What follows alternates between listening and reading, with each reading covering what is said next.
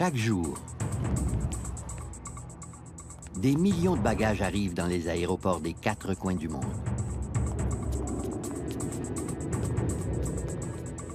Et leurs propriétaires s'attendent à les retrouver dès qu'ils toucheront terre.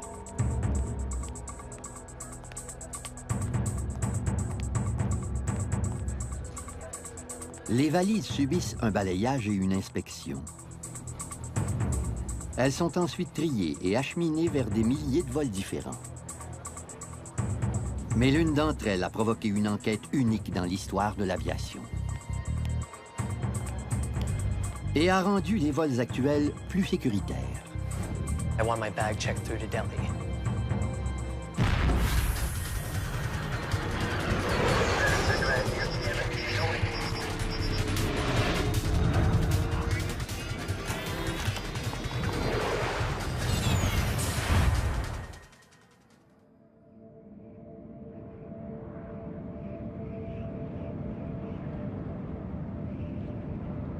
Tôt le matin, le 23 juin 1985, un 747 vole à 9500 mètres au-dessus de l'océan Atlantique. Ce gros porteur s'est vu attribuer le surnom de Kanishka en l'honneur d'un empereur indien.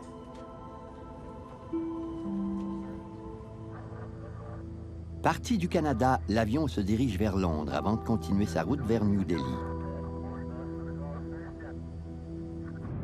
Il vole depuis 4h30.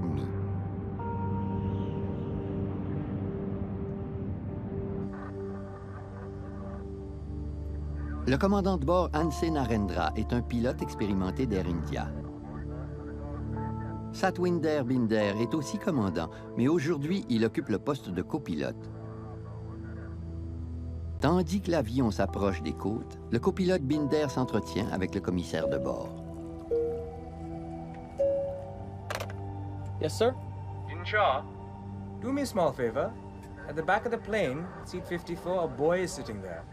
He just wanted to have a look in the cockpit. Can I tell him now? After about 15 to 20 minutes.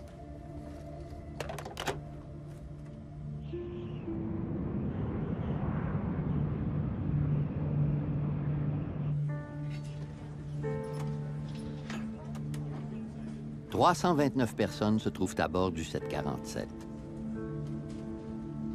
Bon nombre d'entre elles se rendent en Inde pour visiter leur famille ou leurs amis.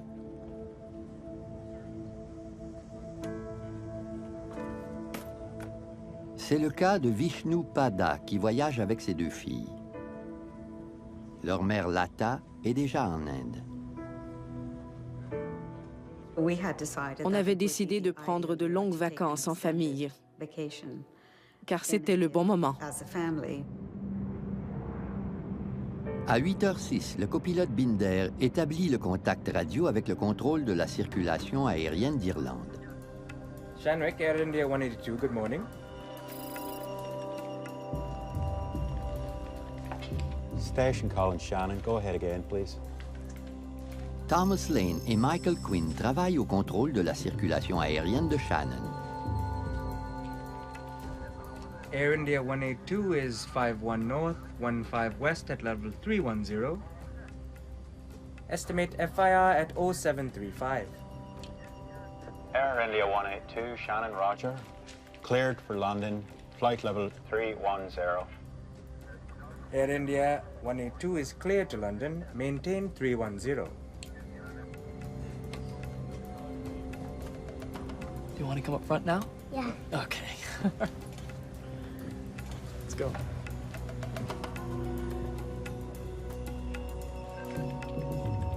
La tour de contrôle de Shannon connaît une matinée tranquille.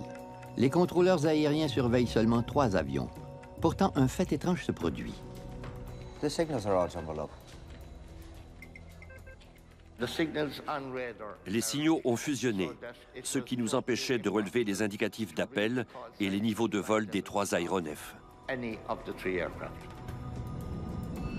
Le 747 d'Air India vole à 9450 mètres. Un avion de la TWA se positionne à environ 1200 mètres au-dessus de l'appareil, tandis que le vol de Canadian Pacific Airlines prend place 630 mètres plus haut. Ils se dirigent tous vers l'est. Puisque les trois avions sont empilés l'un sur l'autre, leurs signaux se confondent sur l'écran radar bidimensionnel. Tom avait séparé les signaux à l'aide de la boule de commande.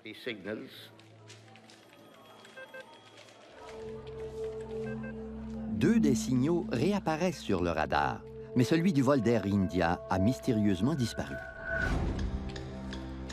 Air India's not showing up. Hold on a minute.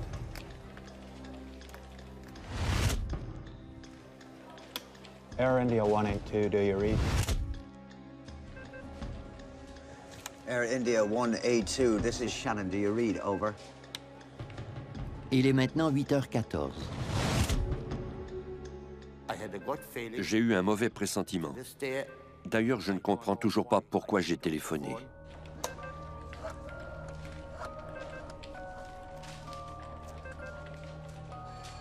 Yes, it's Michael Quinn at Shannon. We have a plane off radar. Habituellement, on lance un appel de détresse pour l'équipe de recherche et sauvetage si la tour de contrôle n'a pas eu de réponse au bout de 20 minutes. Le vol d'Air India ne répond plus depuis moins de 60 secondes.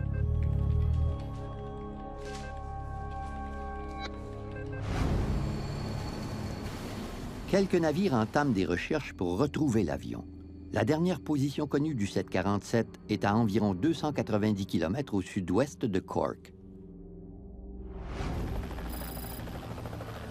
2 heures après la disparition de l'avion, un navire de charge canadien confirme le pire des scénarios. Des membres d'équipage aperçoivent les débris de l'épave et des canots de sauvetage dégonflés flottant sur l'océan Atlantique. Puis, ils voient les premiers corps. Et il est manifeste qu'aucun voyageur n'a survécu.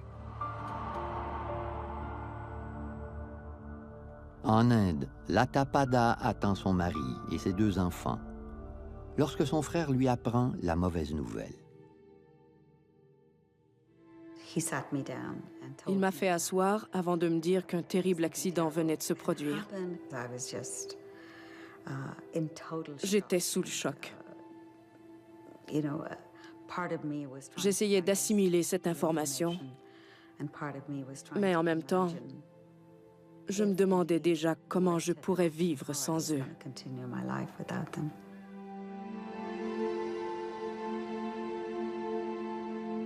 Des dizaines de corps sont envoyés à Cork.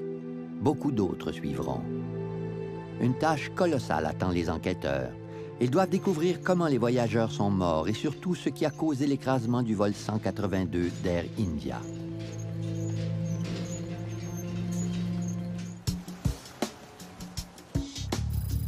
La ville de Cork compte 130 000 habitants. Située sur la côte sud de l'Irlande, elle a longtemps abrité un port d'une importance capitale.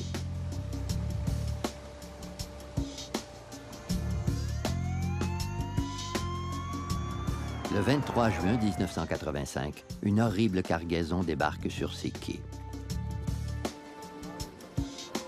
Quelques heures après l'écrasement du vol 182, les bateaux de sauvetage ramènent les corps et les débris d'avions jusqu'au port. Le docteur Cumin Doyle est pathologiste à l'hôpital régional de Cork. On a reçu les premiers corps un dimanche à 16h45. À minuit, il y avait 130 corps dans la morgue. Cumin Doyle et son équipe examineront les corps afin de trouver des indices susceptibles d'éclaircir les causes de l'accident.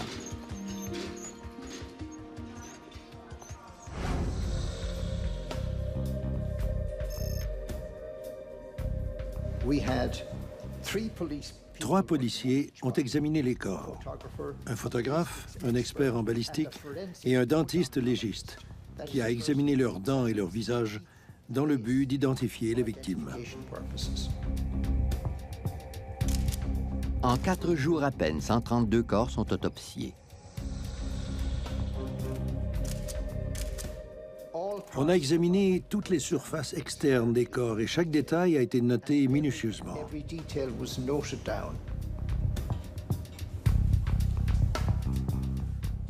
Nous tentions de déterminer les causes des décès. Le docteur Doyle fait une étonnante découverte. Presque toutes les victimes sont mortes avant l'impact. On a décelé des signes de noyade dans 2 cas seulement, ce qui nous a indiqué que les autres victimes ne respiraient déjà plus lorsqu'elles ont été immergées. Les victimes ont une autre chose en commun, leurs vêtements déchirés. Cet indice était très important. Des vêtements déchirés ou carrément volatilisés nous indiquaient que les victimes étaient tombées d'une altitude d'au moins 9500 mètres, donc des lieux de l'accident. Certains corps avaient les membres ballants, signe de fractures aux hanches, aux épaules ou à d'autres articulations.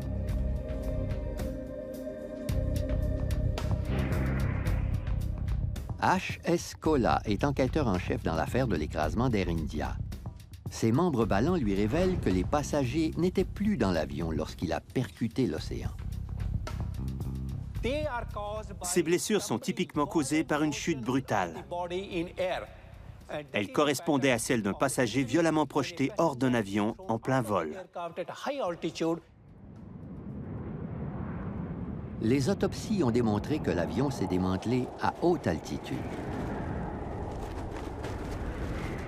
Les passagers ont été projetés dans les airs bien avant qu'ils ne s'écrasent.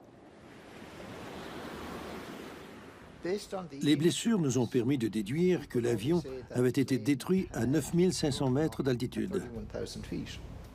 Mais elles ne nous ont pas révélé les causes de l'accident. Aux yeux des enquêteurs, la récupération des 2 boîtes noires est primordiale. L'une d'elles a enregistré les conversations du poste de pilotage et l'autre, l'information technique du plan de vol.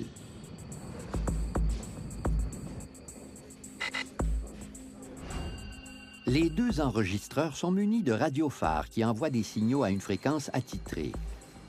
Mais leur récupération représente un travail de titan, car les boîtes noires se trouvent à plus de 2000 mètres sous l'eau.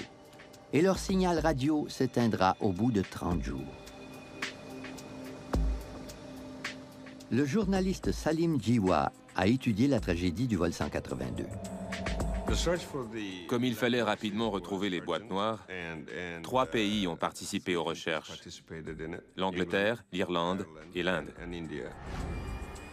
Tandis que les recherches continuent, H.S. Cola et son équipe analysent le livret technique de maintenance de l'avion. Ils veulent savoir si une défaillance non décelée aurait pu causer la perte du 747.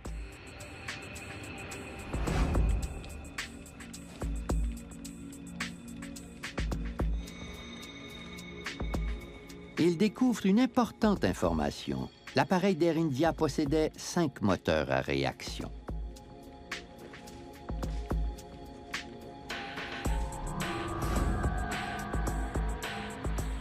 Normalement, un 747 est équipé de 4 moteurs. Mais ce type d'avion a été conçu pour transporter un moteur en panne sous ses ailes, où le personnel de piste le fixe à un support, comme il l'avait fait pour le vol 182.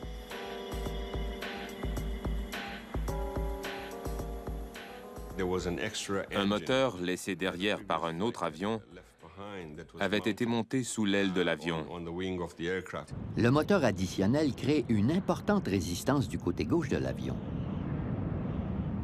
Si les pilotes ne font pas le nécessaire pour corriger le problème, l'avion virera automatiquement dans cette direction. On a longtemps cru que le 5e moteur avait causé la destruction de l'aile. Les enquêteurs apprennent également que certaines pièces internes du 5e moteur avaient été enlevées et entreposées dans la soute du 747. Ces pièces étaient si grosses qu'on a dû enlever une partie de la porte de la soute pour faciliter la tâche du personnel. D'autres pièces du moteur ont été placées à l'arrière de l'avion. Les 747 peuvent facilement supporter une telle charge. Il s'agissait d'une opération de routine. Mais un remontage inadéquat de la porte de soute aurait pu provoquer une décompression explosive.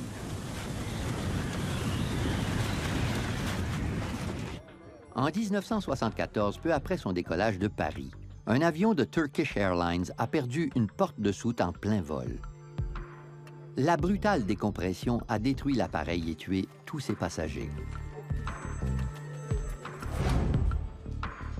L'enquêteur Kola est confronté à deux coupables potentiels. La porte de soute ou le cinquième moteur. Seuls les enregistrements des boîtes noires pourront élucider le mystère. Ils doivent être récupérés sans délai.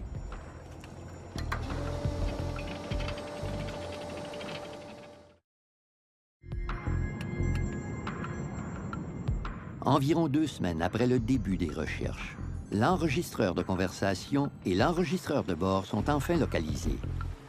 Mais il sera difficile de les récupérer car ils reposent au fond de l'océan. L'avion se trouvait à 1800 mètres de la surface et cette profondeur représentait un obstacle majeur. On fait donc appel à un véhicule submersible. Même s'ils savent où se trouvent les enregistreurs et qu'ils disposent d'un appareil sophistiqué, les sauveteurs ne pourront les remonter qu'à la 4e tentative. Estimate FIR at 0735. Air India 182, Shannon, Roger. Cleared for launch. À l'aide des deux enregistreurs, l'enquêteur Kola espère élucider les causes de cette tragédie. Si l'avion éprouvait des problèmes, l'équipage en aurait parlé. Ce ne serait pas resté sous silence. Mais lorsqu'il écoute l'enregistreur de conversation de poste de pilotage, Kola ne remarque rien d'anormal. Après leur dernier appel radio à la tour de contrôle de Shannon, les pilotes ont discuté des scellés douaniers, une étape de routine avant chaque atterrissage. They want about 30 custom seals. Customs? Yeah, custom seals to seal the bar before its arrival. Bar. La conversation se termine brusquement. Ensuite, on n'a plus rien entendu. L'enregistrement n'a révélé aucune anomalie dans le poste de pilotage, aucune situation d'urgence. Il s'agissait de conversations normales. L'enregistreur de bord ne dévoile rien d'inquiétant non plus. L'enquêteur Kola se penche donc sur des détails techniques comme la vitesse, l'altitude et des dizaines d'autres informations de vol. Le moteur supplémentaire a effectivement fait incliner l'avion, mais la gouverne a été positionnée à 11 degrés vers la droite pour le rééquilibrer. L'équipage a fait exactement ce qu'il fallait pour contrebalancer la résistance causée par le cinquième moteur. Le vol nous a paru normal jusqu'à la toute dernière seconde. Après avoir analysé les deux boîtes noires, l'enquêteur Kola ne sait toujours pas ce qui a causé la disparition du 747 de l'écran radar de Shannon. Mais l'absence d'indices est une preuve en elle-même. Les deux enregistreurs étaient alimentés par les moteurs de l'avion. Et ils ont tous les deux cessé d'enregistrer en même temps à 8 heures, 14 minutes et 1 seconde. Les problèmes qu'a connus le 747 devaient être très graves étant donné la défaillance simultanée du système électronique et des enregistreurs. Les pilotes n'ont même pas eu le temps d'intervenir.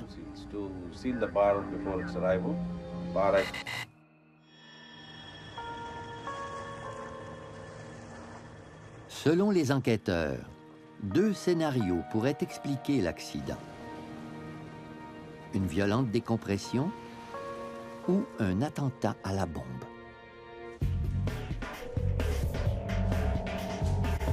Ils examinent certains débris qui flottaient à la surface. Mais il s'agit d'une partie infime de l'appareil. Et aucun de ces débris n'éclaire les enquêteurs. On savait qu'il n'y avait pas eu d'incendie, que l'avion fonctionnait normalement et que tout se passait bien dans le poste de pilotage. Bref, on avait étudié toutes les possibilités sans trouver de réponse à nos questions. Pour découvrir les causes de l'accident, il nous fallait absolument examiner l'épave qui gisait au fond de l'océan. Mais sur quelle partie de l'avion les enquêteurs doivent-ils s'attarder? Les boîtes noires ont été repérées sans difficulté grâce à leurs émetteurs radio. Par contre, les autres débris du 747 sont éparpillés tout au fond de l'océan, dans une zone de 16 km de long par 6 km de large. Comment les enquêteurs pourront-ils trouver l'indice qui leur permettra d'élucider le mystère? Roy Truman est un spécialiste de la récupération en eau profonde. On lui demande d'effectuer une mission impossible. Retrouver des pièces de gros porteurs enfouies au fond de l'océan. Parmi les centaines de milliers de débris, il devra trouver ceux qui sont à l'origine de l'accident mortel. Jusqu'à ce jour spécifique, on avait seulement récupéré des petits avions. Cette fois, il fallait ramener les débris d'un énorme 747. On ignorait même la taille des vestiges qu'on allait trouver. Les enquêteurs savent très bien qu'il est impossible de repêcher toute l'épave. Il faut plusieurs heures pour remonter un seul élément. Mais le véhicule submersible pourra filmer et prendre des photos qui aideront les enquêteurs à choisir les débris qu'on remontera à la surface. Même s'ils cherchent une aiguille dans une botte de foin, les enquêteurs espèrent toujours découvrir ce qui a réduit le 747 en miettes. Mais l'automne approche et les enquêteurs devront bientôt abandonner leurs recherches à cause du mauvais temps. La clé du mystère repose quelque part au fond de l'océan.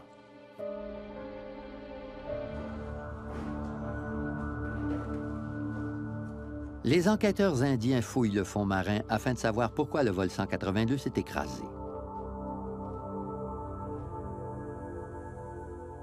Tandis que les recherches continuent en Irlande, au Canada, on soupçonne que la tragédie d'Air India n'était pas un simple accident.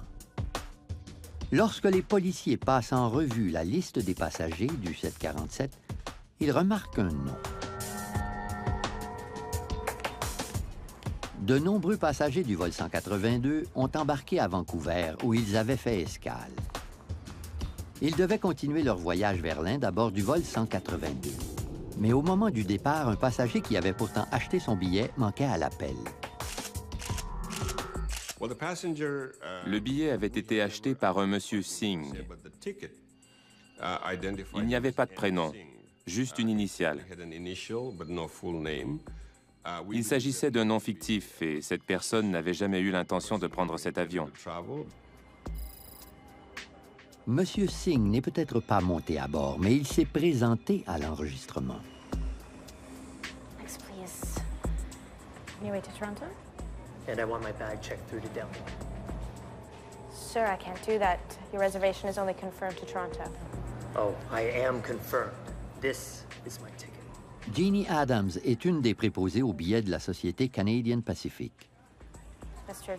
Singh, you're on standby to Delhi. I can't. But then I have to pick up my bag.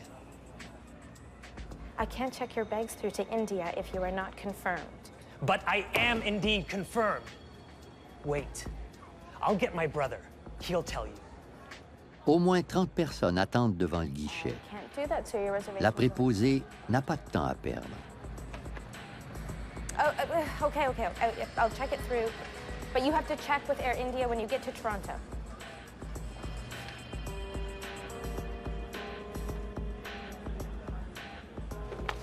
Your seat is 10B. Même si M. Singh ne possède pas de billet pour l'Inde, on enregistre sa valise. Mais personne ne remarquera qu'il n'est jamais monté à bord de l'avion. Elle n'a pas respecté les règlements.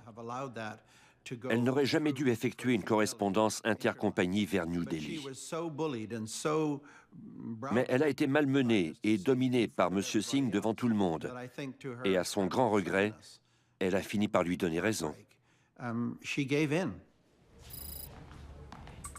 Lors de son enregistrement à Vancouver, la valise marron de Singh n'a éveillé aucun soupçon. Comme le vol d'Air India était un vol international, la valise a subi une série d'inspections plus strictes à son arrivée à Toronto.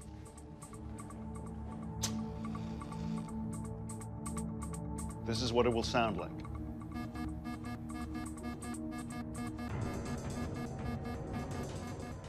John de Souza est un agent de sécurité pour Air India. La journée du vol fatidique, il a fait une petite démonstration d'un détecteur à explosifs à l'intention des bagagistes à Toronto. Les produits chimiques d'une allumette ont déclenché le dispositif, comme l'auraient fait les produits d'une charge explosive. Okay. On a utilisé un détecteur portatif pour remplacer l'appareil de radioscopie qui balaie généralement tous les bagages, mais qui était hors d'usage ce jour-là. L'agent de sécurité a balayé les bagages. Tout lui semblait normal, jusqu'à ce qu'il atteigne la valise marron.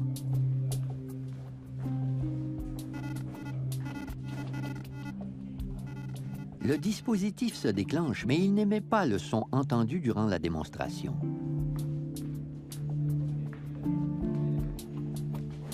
On a donc transporté la valise explosive à bord de l'avion à destination de l'Angleterre.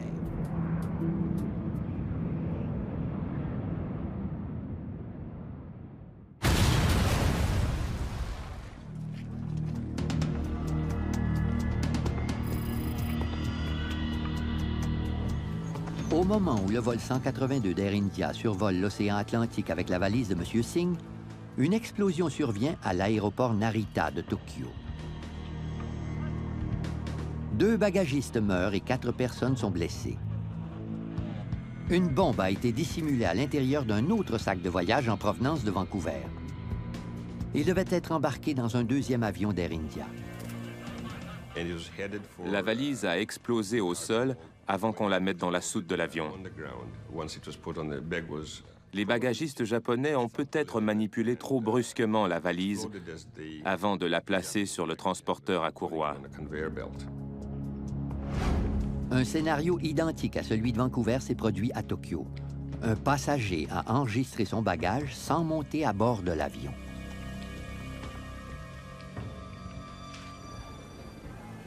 Des informations troublantes relient l'explosion de Tokyo au vol 182 d'Air India. Les billets d'avion des 2 suspects ont été achetés le même jour par le même homme.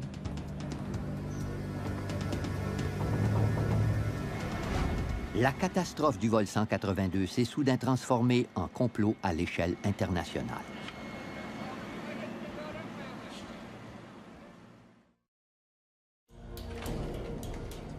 À cause des similarités entre les 2 incidents, les enquêteurs postés en Irlande s'intéressent aux indices découverts par les policiers de Tokyo. Les experts légistes arrivent à l'aéroport de Narita peu de temps après la tragédie. Des éléments de preuve jonchent le site de l'explosion. L'attentat à la bombe de Narita s'est produit dans un endroit assez restreint, contrairement à l'accident du vol 182 d'Air India, où il était difficile de récupérer les débris qui reposaient sur plus de 14 km au fond de l'océan. D'une certaine façon, on a eu de la chance que l'engin explosif éclate dans cet espace réduit. On retrouve des morceaux de métal et des cartes de circuit imprimées encastrées dans les murs. Des résidus explosifs sont collés à des fragments provenant du contenant de la bombe. Étonnamment, les experts légistes japonais ont pu découvrir des débris et des fragments qui ont permis à la police nippone d'identifier le véhicule utilisé pour transporter la bombe. On peut même apercevoir des numéros de série sur certains débris. Ces indices démontrent que la bombe avait été placée à l'intérieur d'une chaîne stéréo fabriquée par Sanyo. 2000 chaînes stéréo du même type ont été expédiées à un entrepôt situé près de Vancouver, en Colombie-Britannique. Elles ont ensuite été distribuées dans tous les magasins de la région. L'une de ces radios contenait la bombe qui a explosé à Narita. La police est confrontée à une tâche immense: retracer la vente de 2000 appareils. Ils peuvent avoir été vendus à n'importe qui. La plupart des magasins qui avaient reçu une de ces chaînes les ont vendus depuis des années. La chance sourit enfin aux enquêteurs lorsqu'ils entrent dans un magasin de Duncan, une petite ville située sur l'île de Vancouver. La dernière chaîne stéréo y a été vendue il y a quelques semaines. Ils ont appris qui s'était procuré la radio contenant la bombe. Les experts en explosifs se procurent un modèle identique de récepteur et ils effectuent des tests qui leur permettront de connaître la taille de la bombe de Tokyo.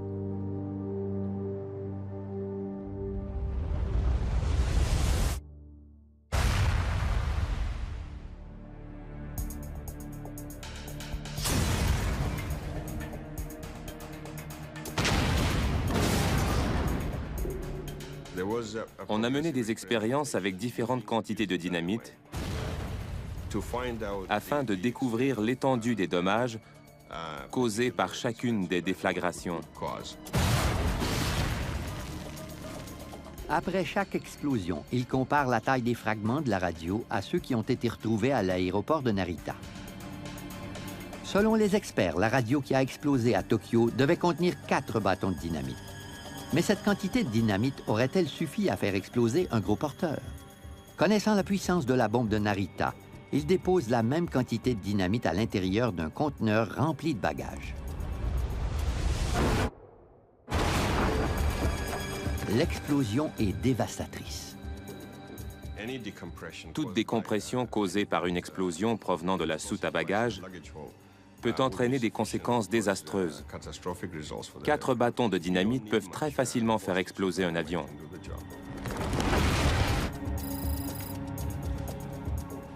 Des marques révélatrices devraient être visibles sur les restes du vol 182. Les enquêteurs croient de plus en plus à un attentat à la bombe. Mais ils ne détiennent toujours aucune preuve.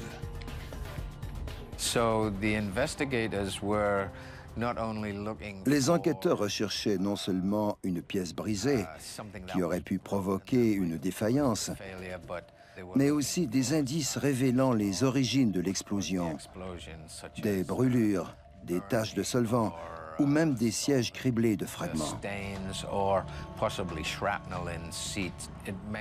Donc, tous les débris devaient être examinés minutieusement. On a continué l'analyse de chacune des photographies en recherchant des signes d'explosion ou d'impact. Pressé par le temps, l'enquêteur Kola doit choisir les débris qu'il fera remonter à la surface. Le mauvais temps l'oblige à laisser le reste de l'épave au fond de l'océan.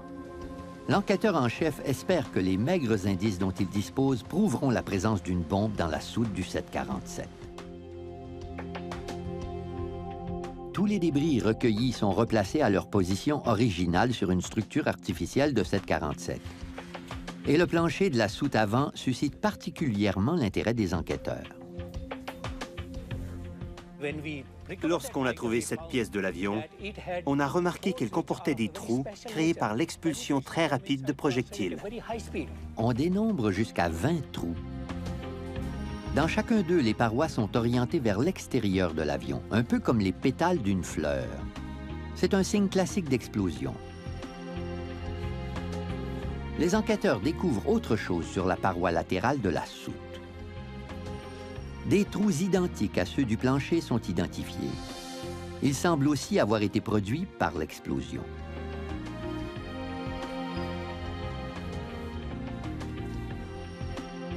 L'équipe de HS Kola est maintenant persuadée qu'une explosion a eu lieu dans la soute avant de l'avion. Cette hypothèse expliquerait également pourquoi l'enregistreur de bord et l'enregistreur de conversation ont soudainement cessé de fonctionner.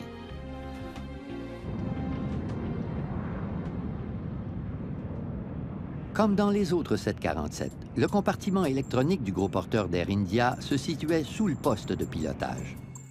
La plupart des systèmes électriques de l'avion se trouvent à cet endroit. Et la soute à bagages avant est juste à côté. Lorsque la bombe a éclaté, la déflagration a détruit tous les systèmes électriques de l'avion. C'est la raison pour laquelle on n'entendait plus rien dans les enregistrements. Les enquêteurs sont convaincus que le vol 182 a été anéanti par une bombe. Cela n'avait rien d'accidentel. Le 747 a été victime d'un horrible crime. Personne ne se serait imaginé qu'à Vancouver, on aurait pu fomenter un plan diabolique qui se solderait par l'explosion simultanée de 2 avions.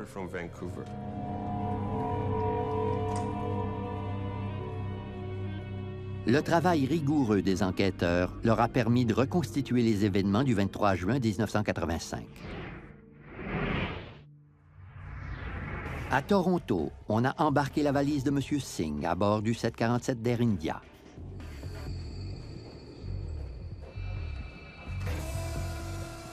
Elle a été ensuite placée dans un conteneur à bagages qui sera rangé à l'avant du gros porteur, à l'arrière du compartiment électronique. Tandis que l'avion traverse l'océan Atlantique, les voyageurs n'entendent pas la bombe qui égrène les dernières minutes de leur vie. They want about 30 custom seals. Customs? Yeah, custom seals to seal the bar before its arrival. Bar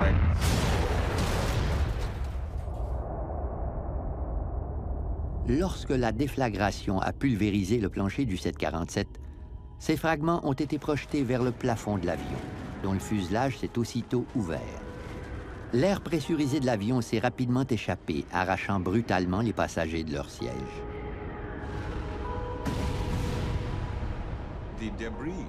Le fait que les débris couvrent une zone de 14 km au fond de l'océan démontre la rapidité et la violence de la décompression explosive. Malheureusement, l'avion n'avait aucune chance de résister à une puissance aussi dévastatrice. Tandis que l'appareil plonge vers l'océan, le fuselage se désintègre sous l'effet de la pression.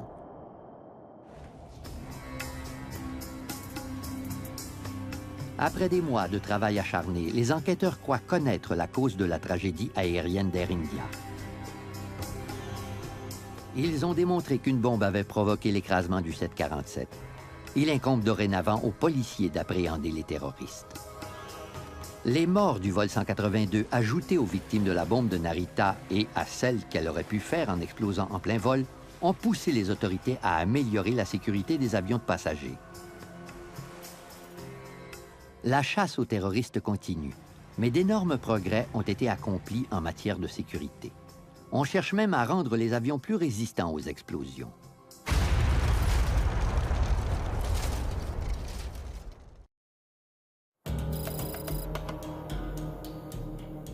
En mai 1997, plus de 10 ans après l'attaque terroriste du vol 182, un 747 hors service s'apprête à participer à une expérience exceptionnelle. 2 bombes sont placées dans la soute avant et 2 autres à l'arrière de l'avion. Les tests de Bruntingthorpe devaient couronner 5 années de recherche, en prouvant que des conteneurs à bagages renforcés et un revêtement intérieur plus résistant pouvaient protéger l'intégrité d'un avion. L'avion est pressurisé afin de simuler les mêmes conditions qu'un vol en altitude de croisière. La pressurisation est essentielle dans ce genre d'expérience. La pression exercée à l'intérieur de la cabine peut causer des dégâts assez importants. C'est un peu comme si on perçait un ballon dégonflé avec une aiguille. On voit seulement un petit trou. Si on répète le scénario avec un ballon gonflé, il éclate violemment. Lorsqu'on fait détonner les bombes, le résultat est dévastateur. La puissance de la déflagration associée à la pression de l'air a complètement déchiqueté l'appareil. C'est extrêmement représentatif d'une explosion en vol. À bord d'un avion, la puissance destructrice des bombes est bien connue. Mais les tests ont démontré que de simples modifications pouvaient réduire de façon substantielle les dégâts causés par une explosion. L'une des bombes placées dans la soute arrière a été déposée dans un conteneur à bagages ordinaire. Mais on a procédé autrement avec les bombes dans la soute avant. Une bombe a été mise dans un conteneur renforcé d'un matériau utilisé dans la confection des vestes pare-balles. L'autre bombe a été placée dans un conteneur ordinaire placé à côté des parois muni d'un capteur de décharge. Après l'explosion, la partie avant de l'appareil est pratiquement intacte. La section où se trouvait le conteneur et les parois renforcées ne comptait pas de fissures. Mais à l'arrière de l'avion, où aucun matériau n'avait été ajouté, les dégâts étaient catastrophiques. Le conteneur ordinaire n'a rien pu faire contre la puissante déflagration. Mais dans la soute avant du 747, le revêtement protecteur et le conteneur à bagages renforcé ont absorbé la force de l'explosion. Ces modifications auraient-elles pu sauver les passagers d'Air India? Fort probablement. Les voyages aériens seraient-ils plus sécuritaires si on les mettait en pratique? Absolument. Malgré les résultats spectaculaires des tests effectués en Angleterre, les compagnies aériennes n'utilisent pas les conteneurs renforcés. Bien qu'ils soient très résistants aux bombes, leur prix est exorbitant. L'achat de ce type de conteneur n'est pas réaliste d'un point de vue économique. Ces boîtes en matériaux composites coûtent des dizaines de milliers de dollars et elles sont très fragiles. Il suffit de les manipuler avec un chariot élévateur pour altérer sérieusement leur résistance. Dans la plupart des aéroports internationaux, l'inspection des bagages a été nettement améliorée. On fait maintenant appel à des appareils à rayons X plus sophistiqués et équipés de nombreux faisceaux balayeurs. But I am indeed confirmed. Wait, I'll get my brother. He'll tell you. Oh, okay. I'll check it through. But you have to check with Air India when you get to Toronto. De plus, les règlements concernant l'acheminement des bagages sur les vols de correspondance sont beaucoup plus sévères. Dans le cas du vol 182, le fait d'avoir embarqué un bagage sans propriétaire a été un facteur déterminant. C'est un élément clé pour épingler un terroriste ou découvrir un engin explosif. Aucun avion ne décolle avec un bagage appartenant à un passager qui n'est pas à bord.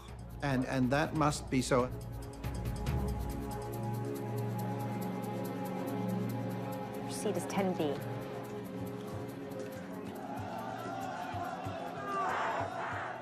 Dans le dossier du vol 182 d'Air India, la police relie finalement les attentats à la bombe aux Sikhs extrémistes vivant au Canada. Ils revendiquent un État sikh indépendant et souverain en Inde. L'homme qui a avoué avoir assemblé la bombe est jeté en prison.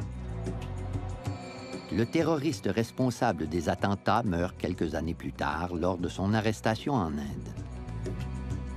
Les deux criminels entretenaient des liens étroits avec la communauté sikh de la côte ouest canadienne. C'était un acte terroriste très cruel, d'autant plus qu'il a été perpétré par des Canadiens, en seuls Canadiens, et contre leurs propres concitoyens. Plus de 20 ans après la catastrophe d'Air India, l'incident est toujours aussi frais dans les mémoires. Et de nombreuses questions restent sans réponse. On ne sait toujours pas qui a enregistré les valises. L'identité de l'artisan de la bombe est connue, mais on ignore les noms de ceux qui ont collaboré à l'attentat ou de la personne qui a récupéré les billets d'avion.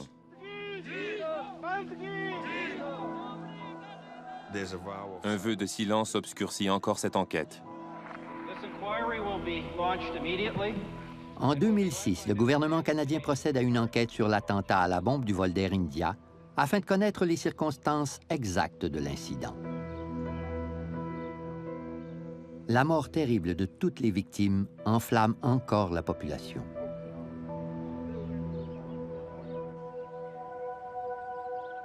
Peu importe les résultats de l'investigation, les faits ne changeront pas. 329 passagers sont morts sur le coup. Des cérémonies commémoratives ont eu lieu en Irlande et au Canada. On y a pleuré les victimes de la tragédie d'Air India et on s'est souvenu du jour où un attentat terroriste avait coûté la vie de tant d'innocentes victimes. Chaque jour, nous continuons notre train-train quotidien. Jusqu'à ce qu'un événement totalement inattendu se produise et détruise littéralement notre vie. C'est ce qui m'est arrivé le 23 juin 1985.